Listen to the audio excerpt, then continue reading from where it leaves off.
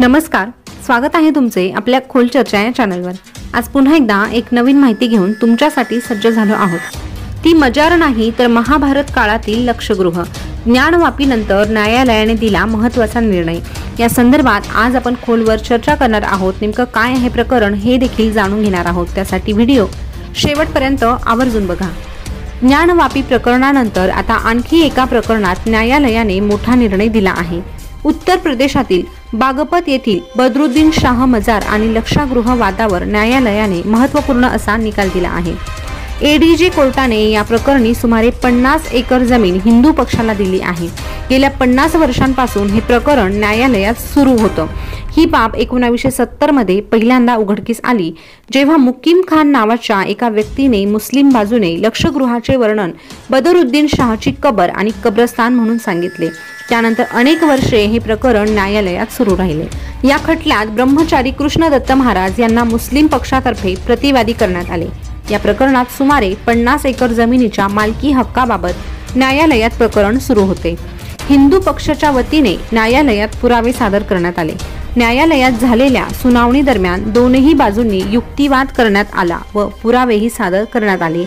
हिंदू बाजू म्हणते की महाभारत काळापासून लक्षगृह अस्तित्वात आहे, त्याचा इतिहास पांडवांशी संबंधित आहे। या प्रकरणात मुस्लिम बाजूने असे सांगण्यात आले की बर्नावा येथील प्राचीन टिलावर शेख बदरुद्दीनचा दर्गा आणि कब्रस्तान आहे। हे सुन्नी सेंट्रल वल्फ बोर्डाकडे नोंदणीकृत आहे। दुसरीकडे बर्नावा येथील लक्षगृह येथे असलेल्या संस्कृत शाळेचे आचार्य अरविंद कुमार शास्त्री म्हणतात की हा ऐतिहासिक ढिगारा महाभारत काळातील लक्षगृह आहे। वादग्रस्त 54 एकर जागेवर पांडवकालीन बोगदा आहे। या बोगद्यातून पांडव लक्षगृहातून पळून गेल्याचा दावा केला जातो। हे ठिकाण असल्याचा इतिहासकारांचा दावा आहे। त्याचबरोबर या ठिकाणी सर्वाधिक उत्खनन झाल्याचे इतिहासकारांचे म्हणणे आहे। दरम्यान येथे 1952 मध्ये ASIच्या देखरेखीखाली उत्खनन करण्यात आले होते, ज्यामध्ये अनेक दुर्मिळ अवशेषही सापडले होते। येथे उत्खनन दरम्यान 4500 वर्षे जुनी भांडी देखील सापडली, जी महाभारत काळातील असल्याचे सांगितले जाते।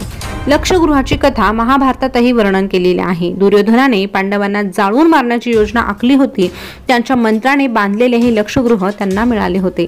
तर या संदर्भात तुमच्या काय प्रतिक्रिया आहे, तुमची मतं कमेंटद्वारे नक्की कळवा आणि अशीच नवनवीन माहिती जाणून घेण्यासाठी आपल्या खोल चर्चा या चॅनलला आताच सबस्क्राइब करा।